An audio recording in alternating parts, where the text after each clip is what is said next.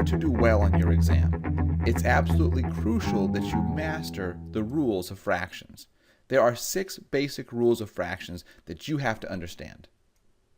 The first rule is that whenever you have the same number or letter on both the top and the bottom of the fraction, those numbers or letters cancel out. So in this case, we have an x on the top and on the bottom. Both of those cancel out or disappear. So we can rewrite our new fraction as y over y squared.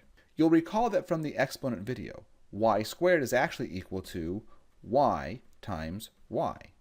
So our fraction is now y over y times y. And once again, we have the same letter on both the top and the bottom. So again, they're going to cancel out. The y on the top cancels out the y on the bottom, and we're left with a y on the bottom and nothing on top. But we can't simply leave nothing there. Whenever you cancel out all of the numbers or all of the letters, you replace them with the number 1. So our final fraction is 1 over y. Sometimes you have to break numbers apart to see which cancels out in the fraction.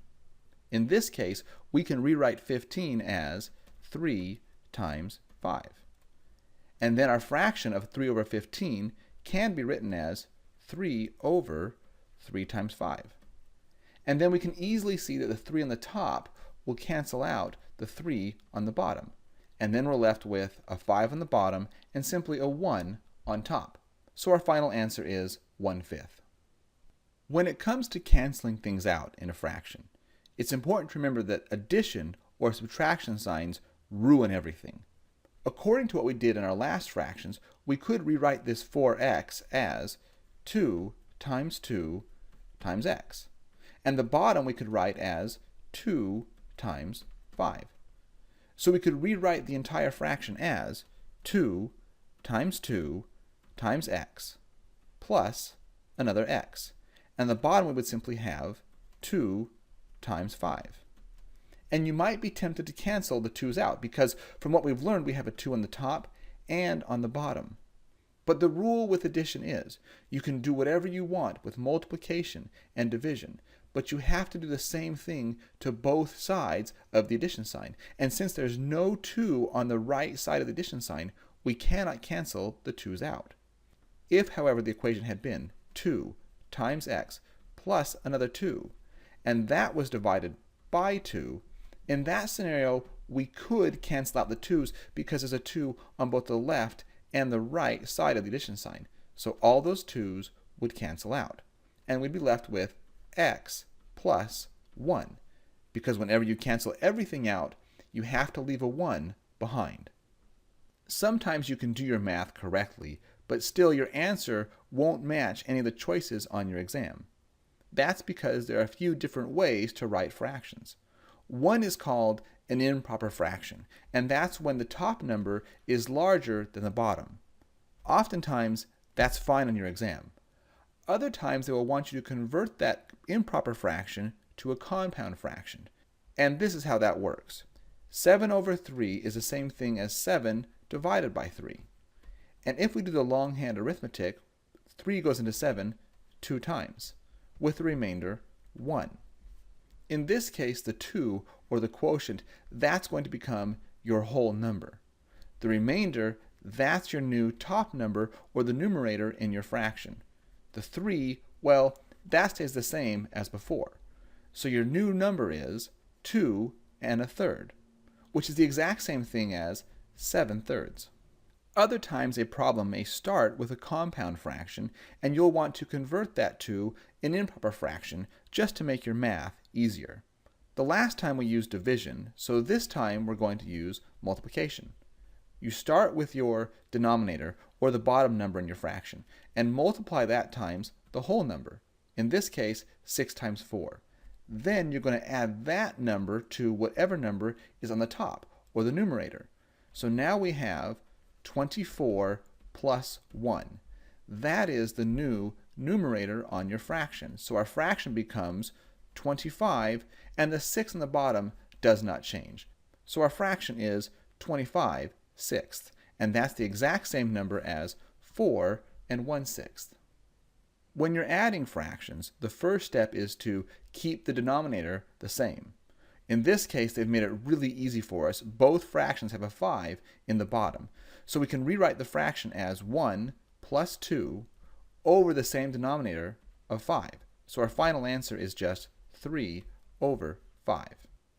When your denominators are not the same, then you have to create a new denominator, a new common denominator. And you do that by choosing a number that both bottom numbers multiply into easily. For example, with 3 and 4, I can choose 12 because both 3 and 4 multiply into 12 easily. My next step is to change each denominator into 12. And I can do that by multiplying the left one by 4 and the right one by 3. But I can't change the value of my fraction. And the rule with fractions is you can multiply that fraction by whatever you want as long as you multiply the same to the top and the bottom. So I have to multiply the left-hand side by 4 over 4 and the right-hand side by 3 over 3. And I do that because 3 over 3, well, that's the same thing as 1. And when you multiply a number by 1, you don't change the value. So I can rewrite my fractions as 4 times x over 12. And that is the same number as x over 3. The fraction on my right becomes 3x over 12. Now that I have a common denominator, I can add my fractions. I can rewrite this as 4x plus 3x, both over 12, or 7x over 12. Multiplying fractions is about as easy as it gets. It's just the top number times the top number and the bottom number times the bottom number. So in this case, it will be 5 over 48. And you're done. Dividing by fractions is also very easy. You simply have to flip and multiply, which means you take the second fraction, the fraction you're dividing by, and then you flip it and multiply it by the first fraction. So you could rewrite this equation as 1/2 times, flip the second fraction, 4 over 1, and then multiply straight across. Top times top, bottom times bottom, or 4 over 2. 4 over 2 could be rewritten as 2 times 2 over 2. And then we use the same rules we saw before with canceling out. A 2 on the top cancels out a 2 on the bottom, so you could rewrite the fraction as 2 over 1, which is the same thing as 2. Let's see if we can put all this together in a more challenging problem. Our first step with a word problem is to translate whatever we can into some kind of equation. That's usually your equal sign. A phrase like how many, that's going to be our variable. We can call that y. Times, that simply means multiply. So I could rewrite my equation as 2 minus 1/3 that's my equal sign, how many, that's my variable y, times 1 minus 1/3. Now I'm going to use my rules of fractions to simplify this equation.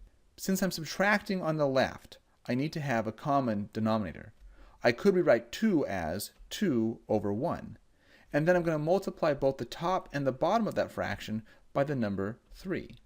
So that equation becomes 6 over 3 is really the same thing as 6 over 3 minus 1/3, or 5/3. On the right-hand side, I'm going to do the same thing. I can rewrite 1 minus 1/3 as 1 over 1 minus 1/3. Then I multiply the 1 over 1 by 3 over 3, creating 3 over 3 minus 1/3. Since the bottom numbers are the same in my fraction, I simply subtract the top number or the numerator, leaving me with 2 over 3. So now I can rewrite my original equation as 5/3 is how many, or y, times 2/3. Whenever you're solving an equation, your ultimate goal is to get the variable by itself. So I want to have the y without the 2/3 next to it. I do that by multiplying that by the inverse or the upside down of the fraction it's next to. So I multiply both sides by 3 over 2. And I do that for two reasons. One, following the rules of the cancellation, the 3 on the top cancels out the 3 on the bottom, and the 2 on the bottom cancels out the 2 on the top. So I've successfully gotten rid of the entire fraction on the right-hand side. But whatever you do to the right side of an equal sign, you also have to do to the left side. So now my equation is y is equal to 3/2 times 5/3. The 3's cancel out, and I'm left with 5/2, which if you did the decimal math, that would be equal to 2.5. And that's my answer.